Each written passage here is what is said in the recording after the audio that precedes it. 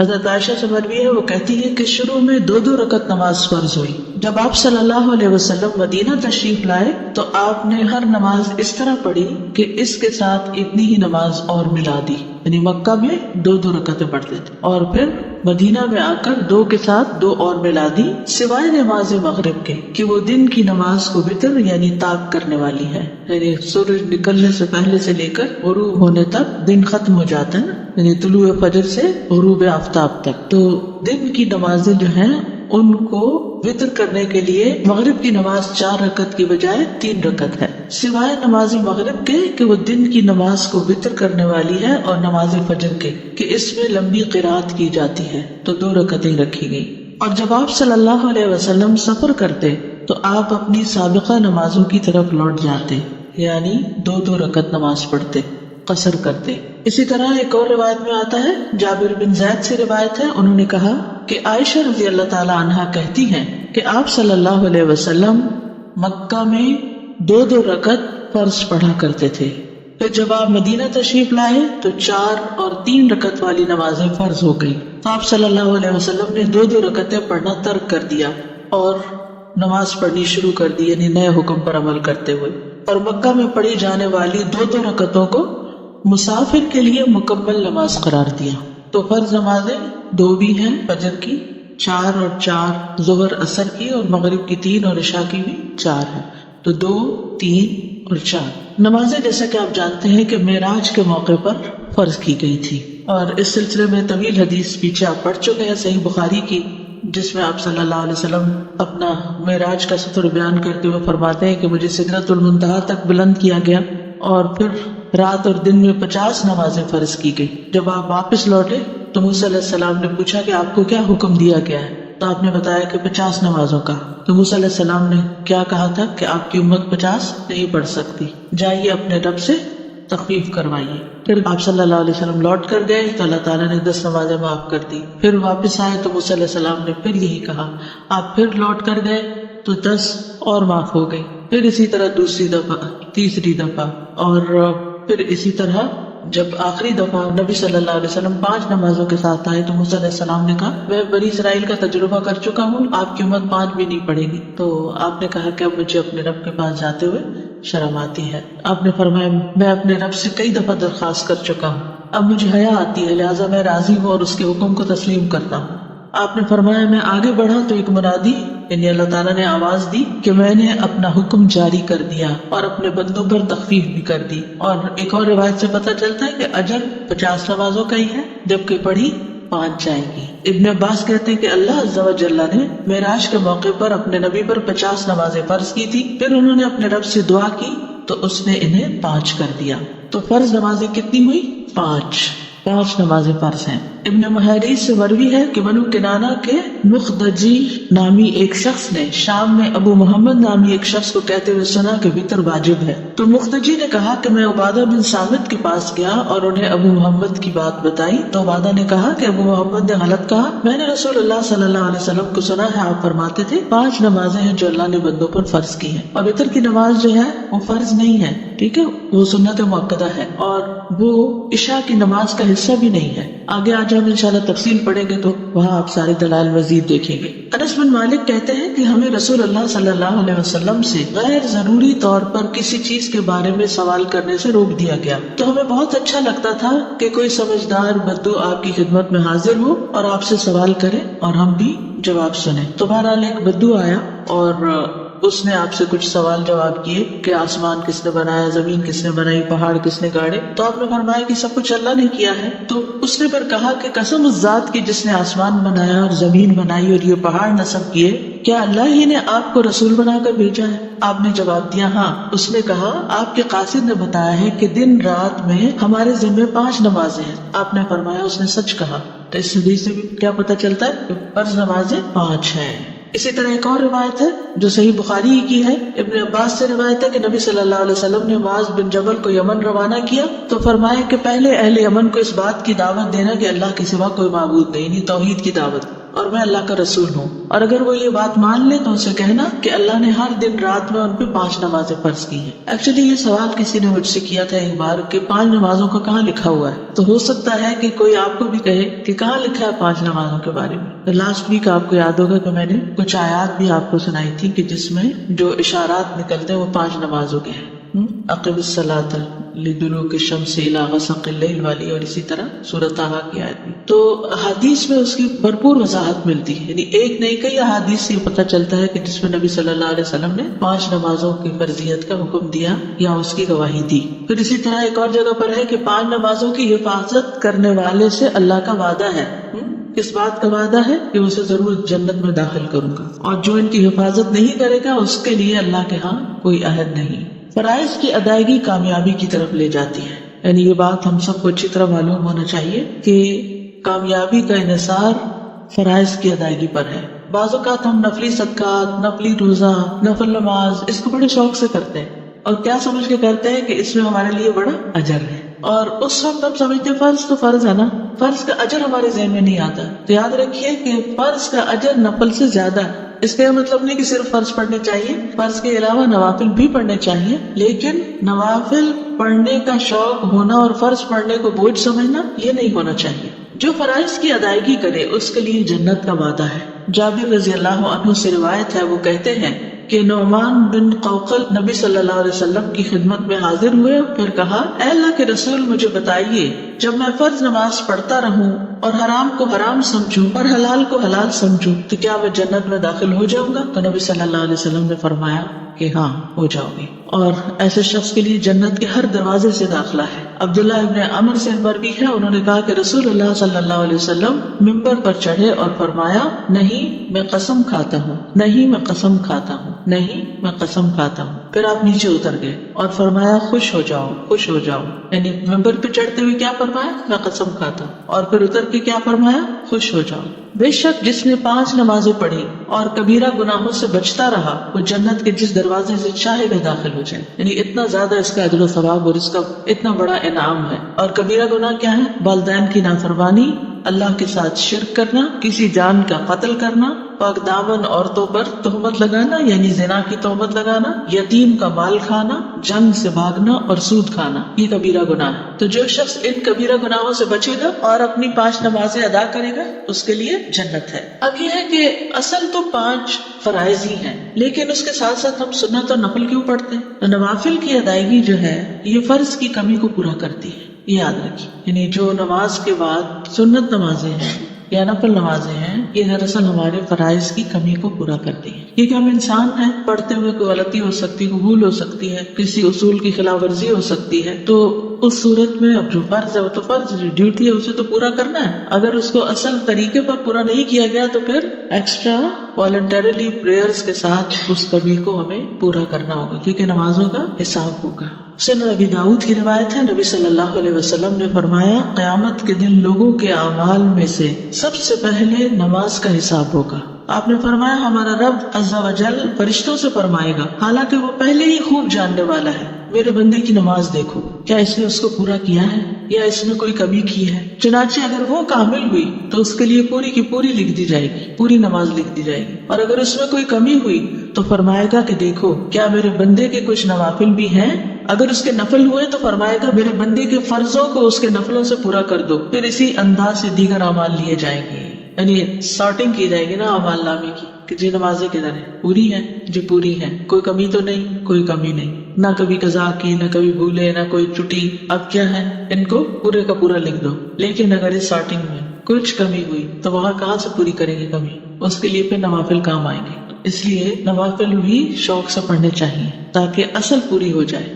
فرائض کے علاوہ 12 سنتیں پڑھنے کا اجر، فرائض کے علاوہ دن میں 12 سنتیں پڑھنے کا اجر. نبی صلی اللہ علیہ وسلم نے فرمایا جو شخص ہمیشہ 12 رکعات پڑھے تو اللہ عز و جل اس شخص کے لیے جنت میں گھر بنائے گا. وہ کون سی ہے 12 رکعتیں؟ پھر آپ نے خود ہی بتا دی. ظہر سے قبل 4، ظہر کے بعد 2، یہ سنت موقدہ کی بات ہو رہی ہے. مغرب کے بعد 2، عشاء کے بعد 2، فجر سے پہلے 2 رکعت، یہ 12 ہو گئی فرضوں کے علاوہ۔ اوپر ہم نے فرضوں کی تعداد پڑھی تھی نا، 2 فجر کے، 4 ظہر، 4 عصر، 3 مغرب اور 4 عشاء کے، یہ فرض تو ہو گئے۔ فرض کے بعد سنت مؤکدہ کا درجہ آتا ہے، تو یہ کتنی ہے؟ 12، ٹھیک ہے۔ فجر میں 2، ظہر میں 4 پہلے 2 بعد میں، مغرب میں 2 بعد میں، عشاء میں 2 بعد میں، فرضوں کی، ٹھیک ہے۔ عامر بن عوص رضی اللہ عنہ سے روایت ہے، انہوں نے کہا کہ مجھے انبسہ بن ابی سفیان نے اپنے مرض الموت میں ایک حدیث سنائی جس سے انتہائی خوشی حاصل ہوتی ہے۔ کہتے ہیں میں نے ام حبیبہ سے سنا، وہ کہتی تھی میں نے رسول اللہ صلی اللہ علیہ وسلم کو فرماتے ہوئے سنا، جس نے ایک دن اور رات میں یعنی 24 آورز میں 12 رکعتیں ادا کی، اس کے لیے ان کے بدلے جنت میں ایک گھر بنا دیا جاتا ہے۔ ام حبیبہ رضی اللہ عنہا نے کہا جب سے میں نے ان کے بارے میں رسول اللہ صلی اللہ علیہ وسلم سے سنا، میں نے انہیں کبھی نہیں چھوڑا، کبھی نہیں چھوڑا، ٹھیک ہے۔ جب سے میں نے ان کے بارے میں ام حبیبہ سے سنا، میں نے انہیں کبھی ترک نہیں کیا۔ اب ہم نے بھی ترک نہیں کرے، پوری کوشش کرنی۔ اچھا، اس میں ایک گنجائش بھی آگے آپ دیکھیں گے کہ اگر کسی وجہ سے جیسے ظہر میں جلدی ہے، آپ نے فرض پڑھ لیے الوداع کے اندر ہی اور سنت سوچتے ہیں گھر جا کے پڑھیں گے، جب تک گھر پہنچے اثر کا وقت بھی قریب ہو گیا، تو آپ چاہے اثر کا وقت داخل ہو رہا ہے اندر باہر ہے تب بھی پڑھ سکتے ہیں، ایون اگر اثر کی نماز بھی پڑھ لی ہے پھر اس کے بعد بھی پڑھ سکتے ہیں، اتنی گنجائش ہے ان میں، ٹھیک ہے۔ لیکن پڑھنے کا اہتمام کرنا چاہیے۔ سنتیں گھر میں پڑھنا پسندیدہ ہے مردوں کے لیے بھی، تو آپ کے لیے بھی اگر آپ یہاں فرض پڑھ لیتے ہیں کہ دیر نہ ہو جائے تو جا کے گھر میں اپنی سنتیں ادا کیجیے۔ ابن عمر رضی اللہ عنہما سے روایت ہے، انہوں نے کہا کہ رسول اللہ صلی اللہ علیہ وسلم نے فرمایا اپنے گھروں میں اپنی کچھ نماز پڑھ لیا کرو اور انہیں قبرستان نہ بناؤ۔ گھروں میں نماز پڑھ لیا کرو، انہیں قبرستان نہ بناؤ، یعنی ساری نمازیں باہر ہی نہیں پڑھ کے آ جانی چاہیے، چاہے مسجد ہی کیوں نہ ہو، مسجد میں فرائض اور باقی گھر میں۔ سنت مؤکدہ اور غیر مؤکدہ۔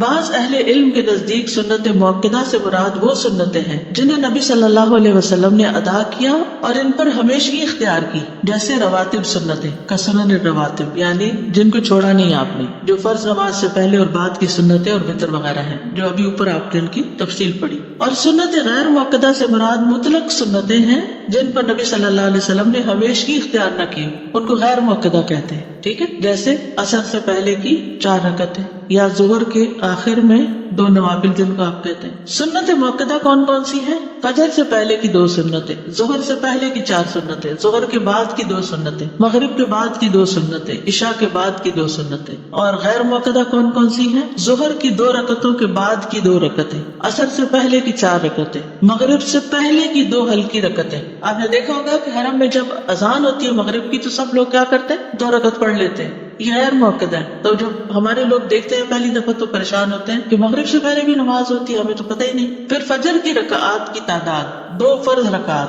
اب ان کے دلائل ہیں۔ قیس بن عمر رضی اللہ عنہ بیان کرتے ہیں کہ رسول اللہ صلی اللہ علیہ وسلم نے ایک شخص کو دیکھا جو فجر کی نماز کے بعد 2 رکعتیں پڑھ رہا تھا، تو رسول اللہ صلی اللہ علیہ وسلم نے فرمایا صبح کی نماز 2 رکعتیں ہیں۔ تو اس شخص نے کہا میں نے فرض سے پہلے ہی 2 رکعتیں یعنی فجر کی سنتیں نہیں پڑھی تھی جو میں نے اب پڑھی ہیں۔ بس رسول اللہ صلی اللہ علیہ وسلم خاموش ہو گئے، ٹھیک ہے۔ تو فجر کے بعد رکعتیں نہیں ہیں الا یہ کہ آپ کی سنت رہ جائے، جیسے لاسٹ ٹائم بھی ذکر ہوا تھا نا نماز قضا کرنے کا، کہ اگر آپ اٹھے ہیں اور صرف 10 منٹ باقی ہیں تو آپ جلدی سے وضو کر کے فرائض ادا کر لیتے ہیں، پھر سورج نکلنے کا انتظار کرتے ہیں، جب وہ بلند ہو جاتا ہے تو 2 سنتیں جو آپ کی چھوٹ گئی تھی فجر کی وہ آپ اس وقت ادا کر لیتے ہیں، ٹھیک ہے۔ فرض سے پہلے 2 سنتیں۔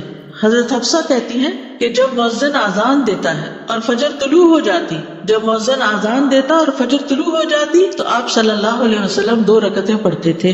یہ کون سی سنتیں ہیں؟ مؤکدہ کون سی؟ فجر کی، فجر سے پہلے کی 2 سنتیں ہیں۔ نبی صلی اللہ علیہ وسلم کا کسی بھی حالت میں یہ سنتیں نہ چھوڑنا، یہ جو فجر کی 2 سنتیں ہیں۔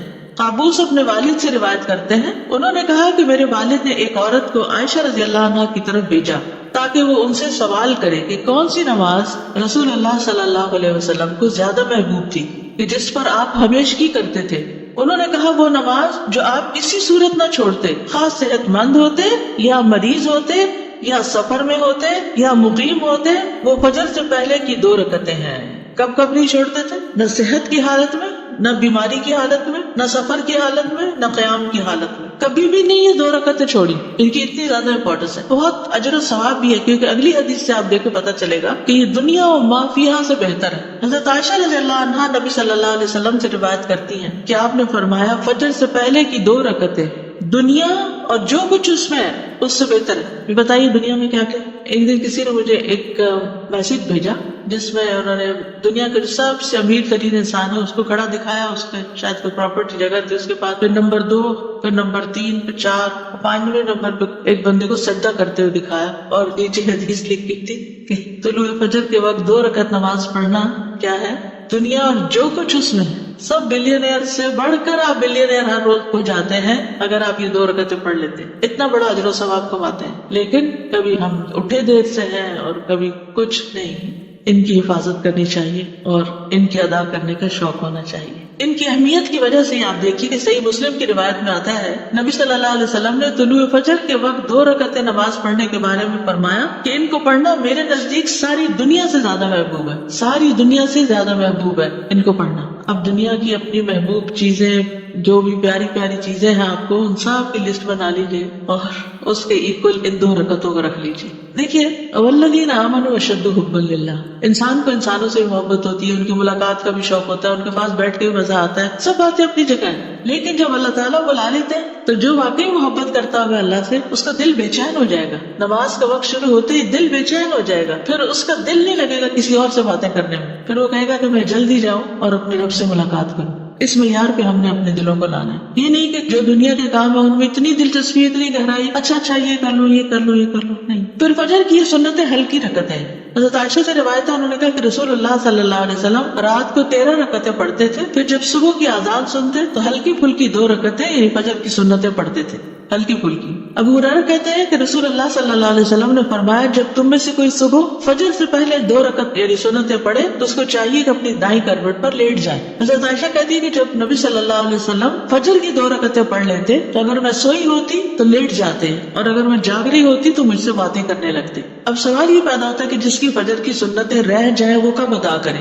کبھی آپ کی رہ گئی، کیوں؟ ٹھیک ہے ٹائم کم تھا، اور عموماً ٹائم کی کمی سے ہی ہوتا ہے. اور بعض اوقات ایسا ہوتا ہے کہ ہمیں اندازہ نہیں ہوتا کہ کسی مسجد میں یا حرم میں نماز شروع ہونے کا وقت کتنا ہے. ہم گھر سے وضو وغیرہ کر کے نکلتے ہیں کہ وہاں جا کے پہلے سنت پڑھیں گے پھر فرض پڑھیں گے، اتنے میں کیا ہوتا ہے تکبیر ہو جاتی ہے. آپ اب کشمکش میں سنت پڑھو کہ فرض پڑھو. کچھ لوگ تو کیا کرتے ہیں ڈیٹ بن کے سنت شروع کر دیتے ہیں اور پوری سنتیں پڑھ کے امام رکوع سجدے میں چلا جاتا ہے، 1 رکعت اپنی فرض قضا کر دیتے ہیں اس سے اور سنت پڑھتے رہتے ہیں. حالانکہ حکم کیا ہے، اذا اقیمت الصلاۃ، جب نماز قائم کر دی گئی، فلا صلاۃ الا المکتوبہ، تو کوئی نماز نہیں سوائے فرض نماز کے. ہاں یہ کہا جاتا ہے کہ اگر آپ نے پڑھ لی ہے اور سجدے میں ہے مثلاً یا تحیات پر ہے تو درود شریف پڑھ کے آپ سلام پھیر سکتے، کیونکہ درود شریف پڑھنا لازم ہے نماز میں، اس کے بغیر نماز نہیں ہوتی. اور آپ چھوٹا والا ورژن بھی پڑھ سکتے، ضروری نہیں کہ جو ہمارا لمبا ہے اسی کو پڑھے اور پھر آپ کھڑے ہو جائیں. لیکن اگر آپ کو پتا ہو کہ یہ امام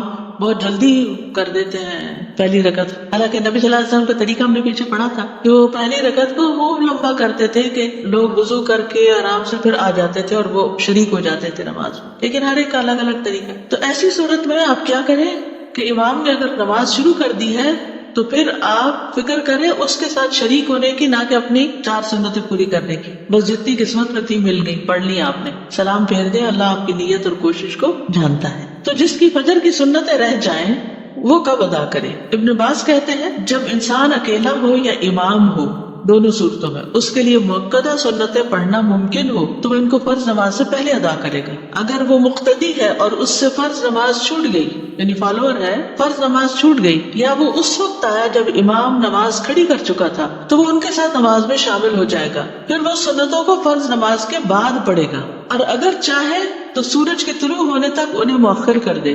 دونوں عمل ہی سنت میں آئے ہیں، یعنی فوراً بعد پڑھنے کا بھی اور سورج نکلنے کے بعد پڑھنے کا بھی. اگر نماز کے فوراً بعد پڑھ لے تو کوئی حرج نہیں، تاکہ وہ پڑھنا بھول نہ جائے، اور اگر چاہے تو انہیں مؤخر کر دے اور سورج طلوع ہونے کے بعد پڑھ لے، اس میں بھی کوئی حرج نہیں. ٹھیک ہے، کیا سمجھ میں آیا؟ ہر حال میں پڑھنی ہے نماز. آپ نے امام کے ساتھ پڑھ لی، اب آپ کیا کریں گے؟ اپنی سنت پڑھیں گے. 2 صورتیں پڑھنے کی، کیا ابو ہریرہ رضی اللہ عنہ سے روایت ہے کہ نبی صلی اللہ علیہ وسلم نیند کی وجہ سے فجر کی سنتیں نہ پڑھ سکے. یعنی کبھی ایسا ہوا ہوگا جیسے کوئی خاص جگہ پر آپ نے پڑاؤ ڈالا تھا تو وہاں سب سو گئے تھے، کسی کی بھی آنکھ نہیں کھلی تھی، تو پھر آپ نے کیا کیا، سورج طلوع ہونے کے بعد ان کی قضا دی. یعنی اس وقت صرف فرض نہیں پڑے گا بلکہ سنتیں بھی پڑھی گئی. فجر کی نماز جیسے اگر آپ سفر میں ہیں اور کوئی وجہ تھی کہ جس کی وجہ سے آپ پڑھ ہی نہیں سکے، تو جب آپ لینڈ کریں گے تو اس وقت سنت اور فرض دونوں پڑھیں گے. ابو ہریرہ سے مروی ہے کہ جو فجر کی 2 سنتیں نہ پڑھ سکے تو اس کو چاہیے کہ وہ انہیں سورج نکلنے کے بعد ادا کرے.